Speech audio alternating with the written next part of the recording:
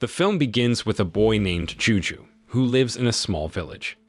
One day, he saw a man floating in the river and quickly called his mom for help. At that time, the man looked really hurt. In fact, he had gunshots all over him. The kind villagers helped the man by wrapping his wounds so much that he looked like a mummy. Sadly, he didn't wake up for a long time. Then, a bad turn of events happened when some mean soldiers, working for a dictator, came to the village.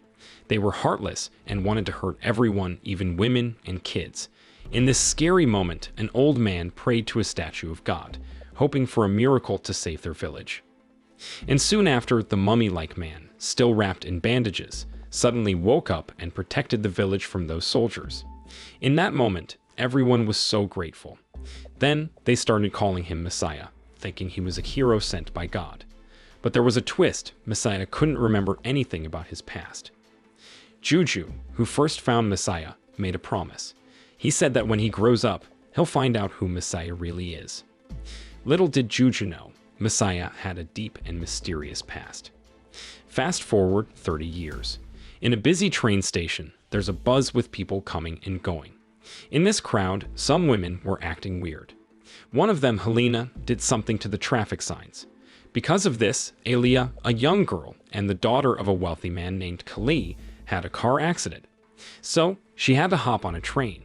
And shockingly, the one who was on that same train was Messiah, who looked just the same as 30 years ago. Then things got tense when it turned out those shady women wanted to take over the train. But wait, there's more. A big, strong police officer named Senge was there, and he tried to stop them. But the biggest shock is Messiah was now the bad guy. He was in charge of those terrorists. So, without any hesitation, he took down Senge and, in front of everyone, shot an innocent Muslim woman.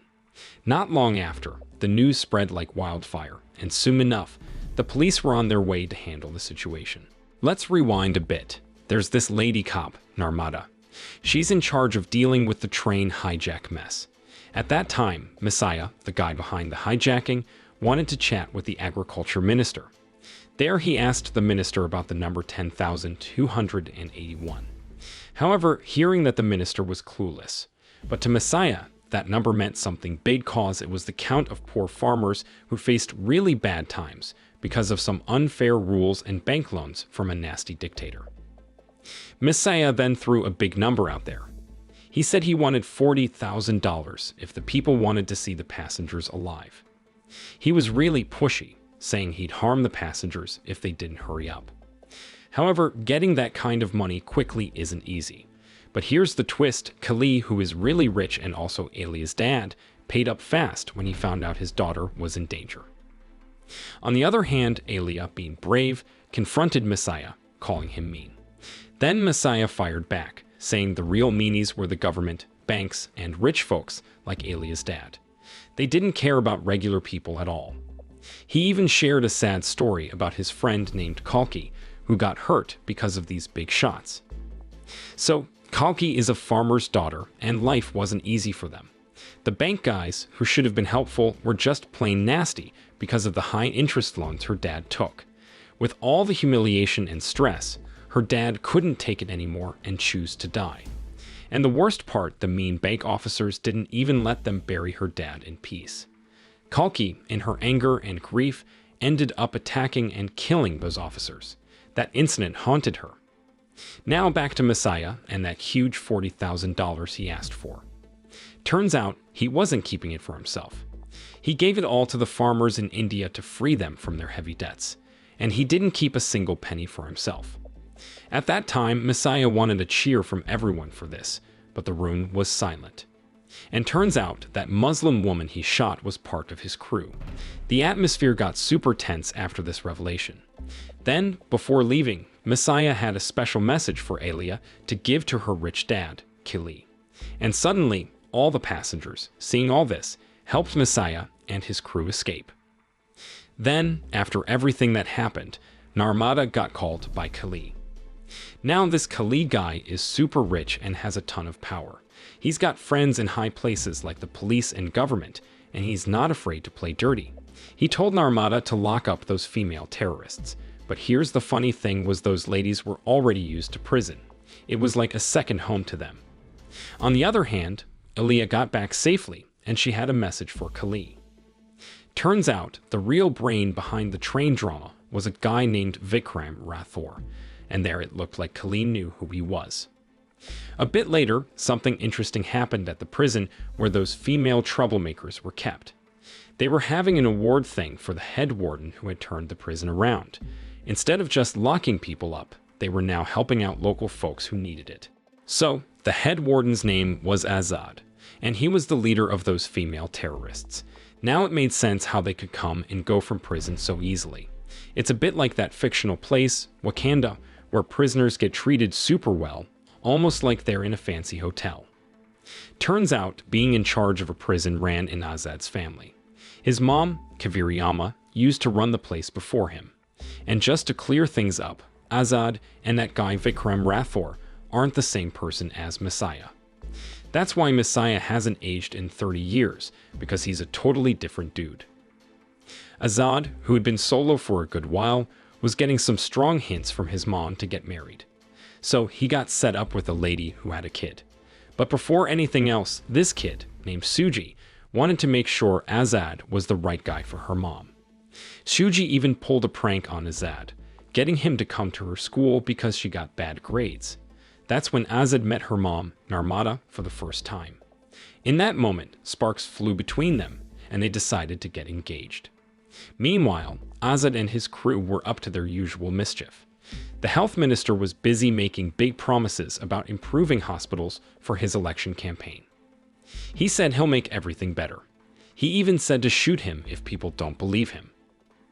Unfortunately, someone took him up on that offer, and he got shot. Then, an ambulance whisked him away. Turns out, the one who was inside were Azad and his gang. Soon after, they took the minister to one of the run-down hospitals he had promised to fix up. Unfortunately, the hospital was in such bad shape that they couldn't help him. Shockingly, this wild event was being shown on TV and everywhere. Azad was acting as if he was Vikram Rathore. Then he and his group had a big ask for Kali. They wanted all hospitals in India to have the best equipment and care, just like the fancy international ones. They wanted to make sure everyone in the country had access to top-notch healthcare. But before getting to that, Azad had another plan. He got a guy named George to spill the beans about some bad stuff he did in the past, right in front of all the cameras. At that moment, one of the people with Azad was Dr. Iram. Before all this drama, she was a regular doctor who really cared about her patients and always did what was right for them. One day, Dr. Iram had a bunch of sick kids with something like brain inflammation. They really needed oxygen to get better, but the hospital was short on supplies. There, Iram tried to get help from her boss, George, but he didn't care. Iram even thought about telling higher-ups about the problem, but George just shrugged and said he had used up the money with those very officials. Left with no choice, Iram went above and beyond. She even begged an oxygen supplier to help out. Eventually, she got the oxygen, but it was just too late for some of the kids. Now here's where it gets even sadder. George and some other big shots blamed everything on Iram. They said the kids died because she didn't do her job. They took away her title as a doctor and put her in jail for life.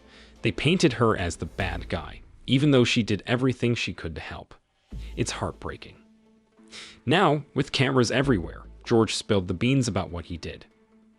Meanwhile, Narmada, the cop, had Azad and his crew surrounded, but Azad, being the clever guy he is, and his friends managed to slip away. In that moment, all Narmada found was a mask Azad had worn, and there was also some of his hair on it. So, Narmada got an idea. She told her team to check the DNA from the hair and make some drawings of what Azad might look like at different ages. Elsewhere, he had a chat with his younger bro, Manish. He told Manish to handle things while he took a trip to Russia. At the same time, there was a drawing going around of what Azad looked like. And then, the picture came out on the same day Azad and Narmada were getting married. Instead of enjoying their special night, Narmada figured out who Azad really was. She felt hurt, thinking he only married her because of his terrorist plans. In a tense moment, Narmada shot at Azad, but then, out of nowhere, someone attacked them.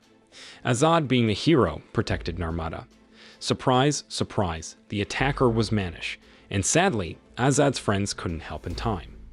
But just as things looked super bad for Narmada, a hammer came flying out of nowhere and saved her. The guy who threw it was Vikram Rathore, also known as the True Messiah. At that time, he stepped in, took down everyone, including Manish. After all that drama, Vikram took Azad away. Meanwhile, in Russia, Kali is making big plans.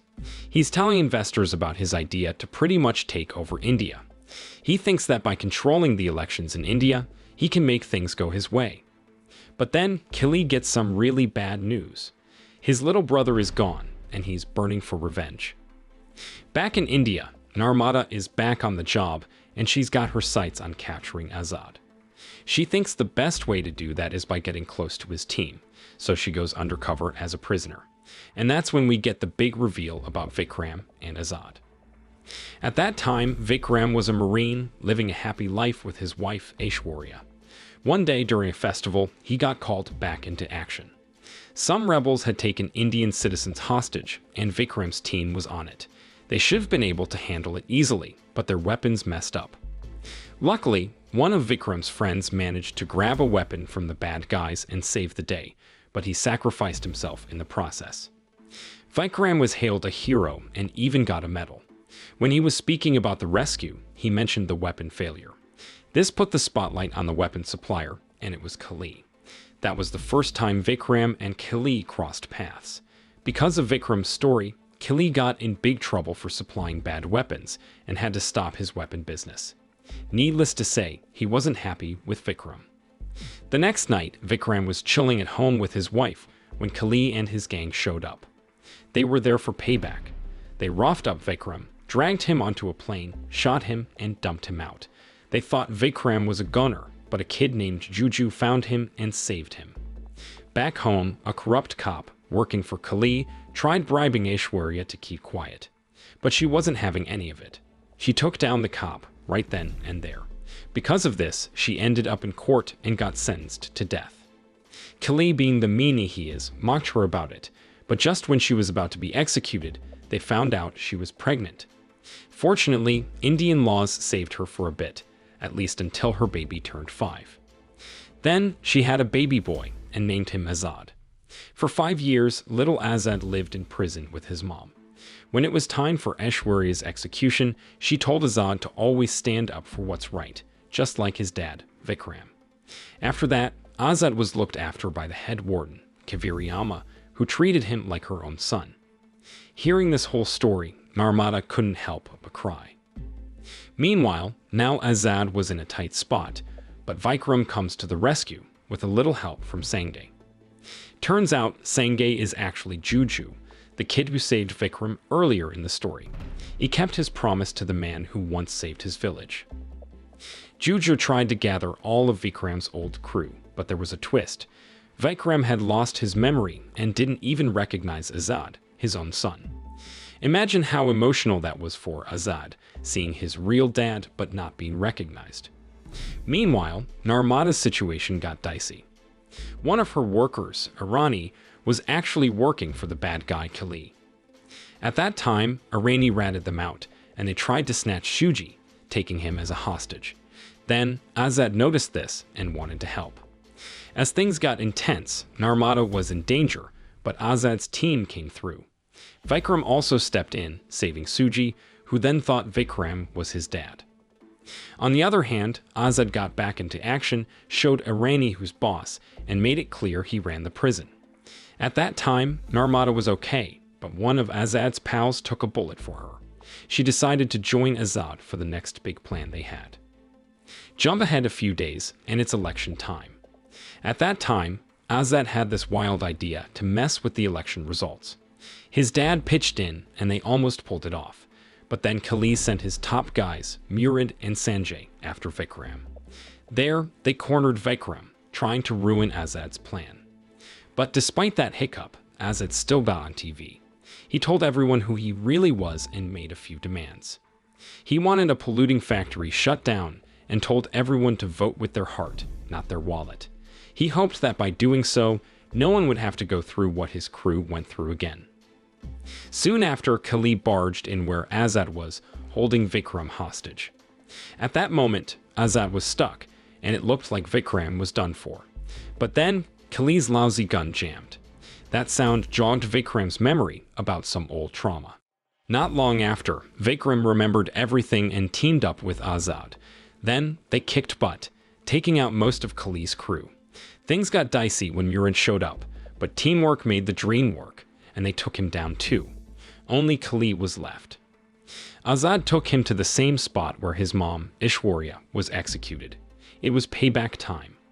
There, Azad gave Kali a taste of his own medicine, making him feel how Ishwarya must have felt. And turns out, Sanjay was on Azad's side the whole time. He gave Azad a new mission in Switzerland. The film ends. The moral lesson from this film is if you ever find yourself caught in a hostage situation, make sure to have a hammer nearby. It may just save your life and help you uncover family secrets.